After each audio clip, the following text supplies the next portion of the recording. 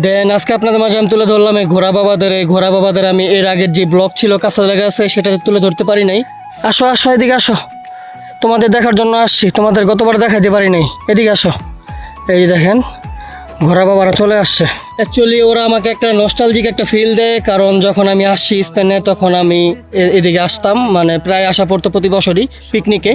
আর তখন ওদের সাথে আমার দেখা হতো, ওদেরকে আমি দেখতাম। ওরা ছিল লেকের একেবারে কাছাকাছি, এখন ওদেরকে নিয়ে আসা হয়েছে অনেকটা দূরে দ্বীপ থেকে।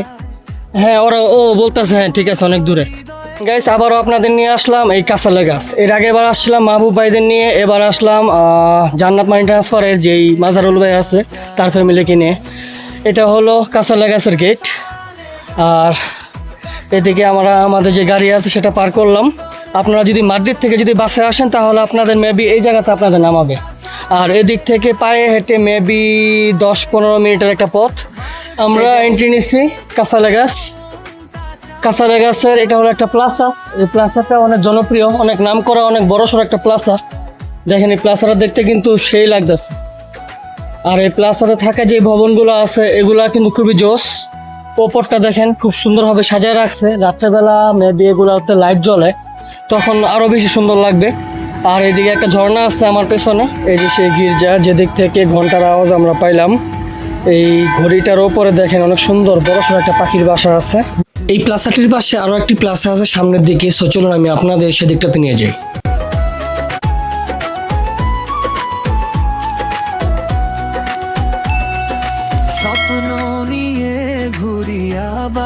এই প্লেসটাতে আমরা দ্বিতীয়বার আসলাম, সো দেখেন দ্বিতীয়বার আইসা আমরা এই প্লেসটা দেখতে পেলাম, কত সুন্দর লাগতেছে দেখতে আমার উপরের সাইডটা।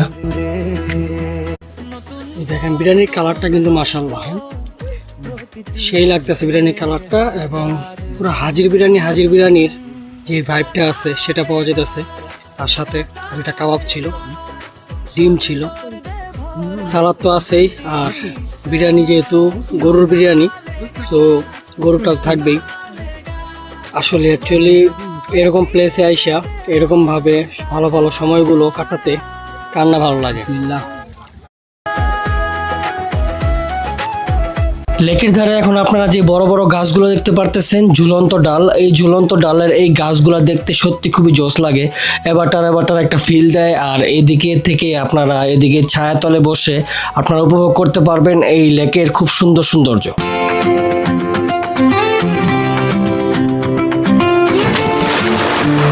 এতক্ষণে আপনারা দেখছিলেন এই ফুল ব্লগের মধ্যে যা যা আছে তার কিছুটা অংশ সংক্ষিপ্ত আকারে আমি আপনাদের মাঝে তুলে ধরার চেষ্টা করেছি। এখন চলুন আমরা চলে যাই মূল ব্লগের দিকে। Let's go. দেন গাইস আবারও আপনাদের নিয়ে আসলাম এই কাঁচালে গাছ। এর আগের বার আসছিলাম মাহবুব ভাইদের নিয়ে, এবার আসলাম জান্নাত মানি ট্রান্সফারের যেই মাজারুল ভাই আছে তার ফ্যামিলিকে নিয়ে। এটা হলো কাঁচালে গাছের গেট, আর এদিকে আমরা আমাদের যে গাড়ি আছে সেটা পার করলাম। আপনারা যদি মাদ্রিদ থেকে যদি বাসে আসেন তাহলে আপনাদের মেবি এই জায়গাতে আপনাদের নামাবে, আর এদিক থেকে পায়ে হেঁটে মেবি 10-15 মিনিটের একটা পথ। আপনারা যদি মাদ্রিদ থেকে যদি আসেন মেন্ডেজ আলভারো থেকে বাসে উঠবেন, এই দেখেন বাস চলে আসছে। এই বাস আপনাদের এই যে কাঁচালে গাছের যে গেট আছে এই গেটের সামনে থামাবে। এই যেমন দেখেন এই যে বাসটা চলে আসছে, এই যে কাঁচালে গাছের গেট, এদিক দিয়ে আমরা ভিতরে প্রবেশ করব। তো আপনারা মাদ্রিদ থেকে আসলে এরকমভাবে এদিকে নামতে পারবেন, আর যখন আবার আপনারা যাবেন তখন এই বাসে করে আপনাদের যেতে হবে। কিন্তু সমস্যা হলো পায়ে হাঁটার মোটামুটি 10-15 মিনিটের একটা পথ। এই যে পথটা পায়ে হাঁটা 10-15 মিনিটের একটা পথ, এটা একটু সমস্যা।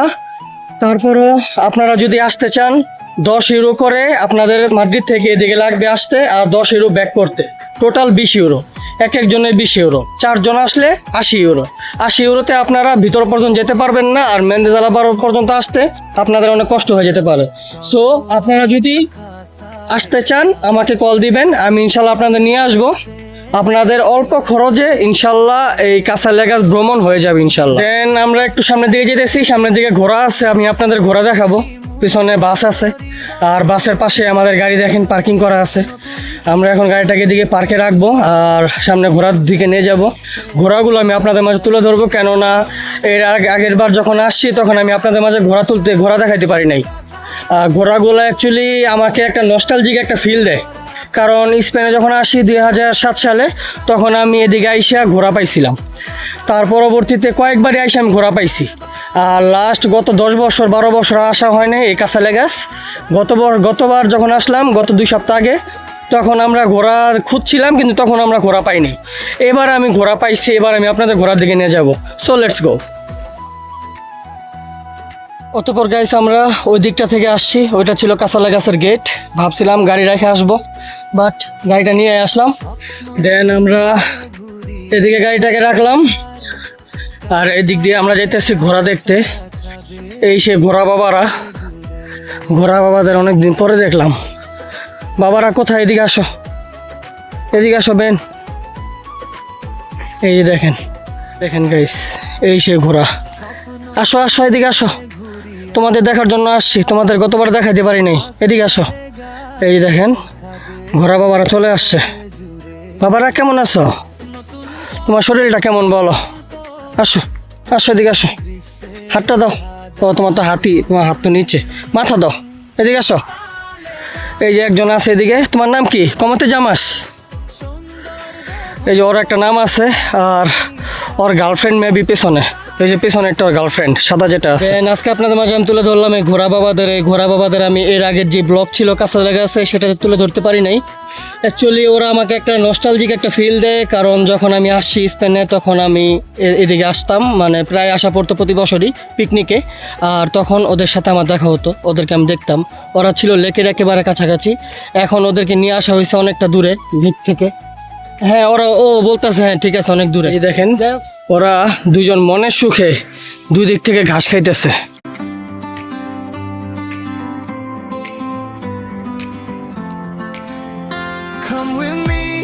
আমরা ঘোড়াগুলো আমি আপনাদের মাঝে তুলে ধরলাম। এখন আবার আমরা রওনা হব। এই যে আমাদের গাড়ি, এদিক থেকে রওনা হব ভিতরের দিকে। সেদিকে গিয়ে আমরা গোসল করব এবং সেই পরিবেশগুলো আমি আপনাদের মাঝে তুলে ধরবো ইনশাল্লাহ। So let's go. আমরা এন্ট্রি নিচ্ছি কাঁচালে গাছের। এটা হলো একটা প্লাজা। এই প্লাজাটা অনেক জনপ্রিয়, অনেক নাম করা, অনেক বড়সড় একটা প্লাজা। দেখেন এই প্লাজাটা দেখতে কিন্তু সেই লাগতেছে। আর এই প্লাজাতে থাকা যে ভবনগুলো আছে এগুলা কিন্তু খুবই জোস। ওপরটা দেখেন খুব সুন্দরভাবে সাজায় রাখছে। রাত্রেবেলা মেবি এগুলোতে লাইট জ্বলে, তখন আরও বেশি সুন্দর লাগবে। আর এদিকে একটা ঝর্ণা আছে আমার পেছনে। এই যে সেই গির্জা, যেদিক থেকে ঘন্টার আওয়াজ আমরা পাইলাম। এই ঘড়িটার ওপরে দেখেন অনেক সুন্দর বড়সড় একটা পাখির বাসা আছে। মূলত আমরা যাব এই রোডটা দিয়া। আর এদিকে দেখেন প্লাজাতে বসার জন্য খুব সুন্দর সুব্যবস্থা আছে। এদিকে রেস্টুরেন্ট আছে। আমাদের গাড়িটাকে আমরা এদিকে পার্ক করলাম। আর এদিকে দেখেন খুব সুন্দর একটা ঝর্ণার উপরে অনেক সুন্দরভাবে সাজায় রাখছে। অ্যাকচুয়ালি সাজানো গুছানো এরিয়া বলতে আমরা যা বুঝি সেগুলাই। আর এদিকে দেখেন খুব সুন্দর একটা ভবন আছে, ভবনের উপরে ঘড়ি আছে।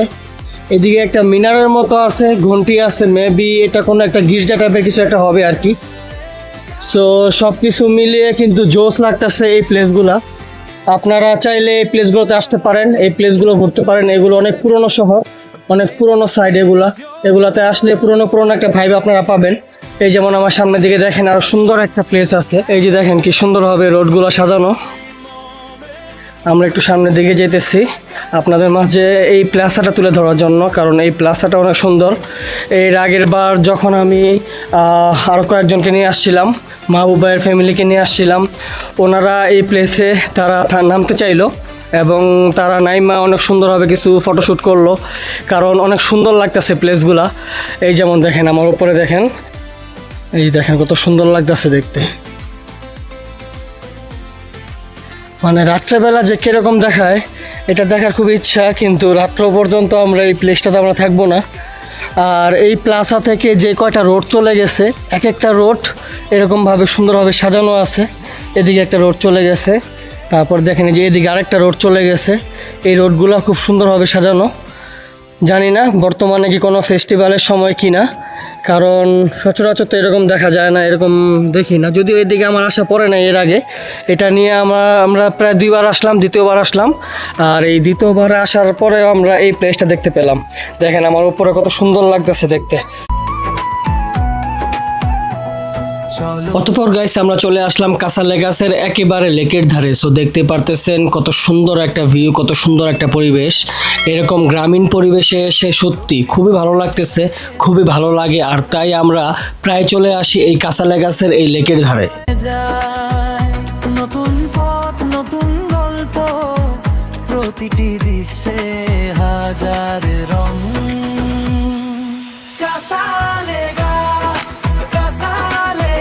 আমরা যখন এদিকে আসতেছিলাম তখন আমাদের চোখে পড়লো, আমি আপনাদের মাঝে তুলে ধরছিলাম, কয়েকজন বাঙালি গ্রুপ, মনে হয় 5 থেকে 6 জন বাঙালি গ্রুপ। ওরা কাসালেগাস আসছে। ওরা মেন্দেজ আলভারো থেকে বাসে করে কাসালেগাসের যে গেটটা আমি আপনাদের মাঝে তুলে ধরছি সেই গেটের দিকে ওরা আসছে। এদিকে আসার পরে ওরা জানতে পারছে যে 5:30 লাস্ট ব্যাক করার যে বাস আছে সেই বাস। এই কারণে ওরা সেই গেট থেকে প্রায় 15-20 মিনিট পায়ে হেঁটে এই প্লেসে আসতে হয়, এই লেকে আসতে হয়। সেই সাহসটা ওরা করতে পারলো না। ওরা আমাদের সামনেই ওরা বিদায় নিল। অ্যাকচুয়ালি খুব খারাপ লাগতেছিল ওদের জন্য যে ওনারা এত দূর আসলো, বাট ওনারা এই লেকের পানি উপভোগ করতে পারলো না। সো ওনারা আসতে ওনাদের 10-এর উপরে খরচ হয়েছে মেন্দেজ আলভারো থেকে। তারপর কাসালেগাস পর্যন্ত আসছে, সেদিক থেকে আরও 15-20 মিনিটে পায়ে হেঁটে এদিকে আসতে হতো। এদিক থেকে আবার পায়ে হেঁটে 15-20 মিনিট যেতে হতো সেই গেটের দিকে। আর সেই গেট থেকে বাসে করে মেন্দেজ আলভারো, আর মেন্দেজ আলভারো থেকে যার যার বাসে। সো মোটামুটি 20 ইউরো খরচ। আর পায়ে হাঁটার অনেক পথ, অনেক কষ্ট করলো, তারপরও তারা গোসল করতে পারলো না। আর এদিকে অনেক বাঙালিরা আসছে, ওরা গোসল করতেছে। সো আপনারা যদি আসতে চান তাহলে আমার এই ভিডিওর উপরে দেওয়া যে নাম্বারটা আছে সেই নাম্বারে কন্ট্যাক্ট করবেন, আমাদের সাথে যোগাযোগ করবেন। ইনশাআল্লাহ আশা করি খুবই অল্প খরচে আপনারা এই প্লেসটিতে আসতে পারবেন এবং আমার মতো এরকমভাবে পা ভিজিয়ে বসে থাকতে পারবেন এই লেকের জন্য। দেখেন দুই পাশে দুইটা ব্রিজ, এই পাশে একটা ব্রিজ দেখা যেতেছে। এই ব্রিজের ওইদিকে বোটগুলো আছে, যে বোটগুলো আপনারা ভাড়া চালাতে পারবেন। আর মাঝখানে কতগুলো সুন্দর সুন্দর হাঁস, এবং ওই পাশে আরেকটা ব্রিজ আছে। এই ব্রিজগুলো দিয়ে আপনারা শেষ মাথা পর্যন্ত যেতে পারবেন এবং সেদিক থেকে লাফ দিতে পারবেন এই লেকের জলে। সো এই ভিউগুলো দেখতে জোশ লাগে। আর ব্রিজের ওপারে দেখতেছেন অনেকে জলকেলি করতেছে, অনেকে সাঁতার কাটতেছে। দুপুরের লাঞ্চে আমাদের সাথে ছিল বিরিয়ানির সাথে ছিল ডিম, সাথে ছিল কাবাব। সো এগুলা দিয়ে আমাদের দুপুরের লাঞ্চটা করতেছি। দেখতে খুবই ভালো লাগতেছে, আশা করি খেতেও খুবই ভালো হবে। বিসমিল্লাহ।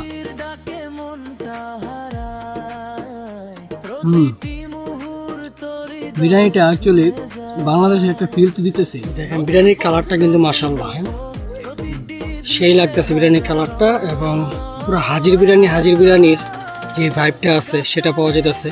তার সাথে দুটা কাবাব ছিল, ডিম ছিল, সালাদ তো আছেই।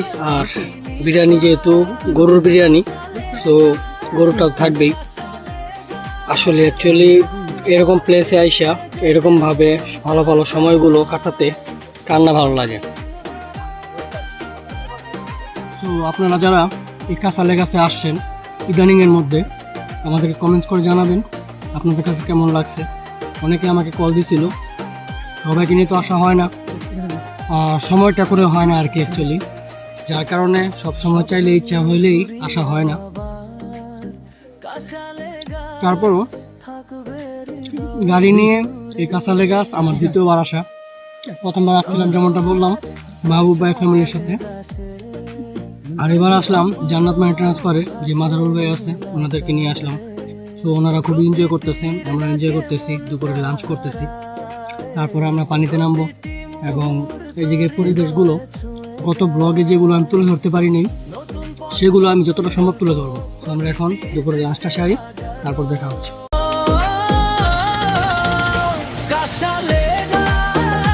সো গাইস, দেখতে দেখতে আমরা কাসালেগাস স্পেশাল যে ব্লগটি আপনাদের জন্য নিয়ে আসছি সেই ব্লগের ফার্স্ট পার্ট আমরা শেষ করতে যাচ্ছি, কারণ অনেক বড় হয়ে যেতেছে। আর সেকেন্ড পার্টে আপনাদের জন্য থাকবে আরও সুন্দর সুন্দর কিছু চমক, যে চমকের মধ্যে আমরা পানিতে নামবো, গোসল করব, সাঁতার কাটবো, লাফালাফি হবে। সো ভালো থাকবেন, সুস্থ থাকবেন, আর আমাদের নেক্সট ব্লগটি দেখার অনুরোধ রইল। আল্লাহ হাফেজ। সো গাইজ, আমাদের এই সকল রিলস অ্যান্ড ব্লগসগুলো যদি আপনাদের কাছে ভালো লেগে থাকে তাহলে অবশ্যই একটি লাইক, শেয়ার, কমেন্ট এবং ফলো করে আমাদের আপন মাড্রিড ব্লগের পাশে থাকবেন। আল্লাহ হাফেজ।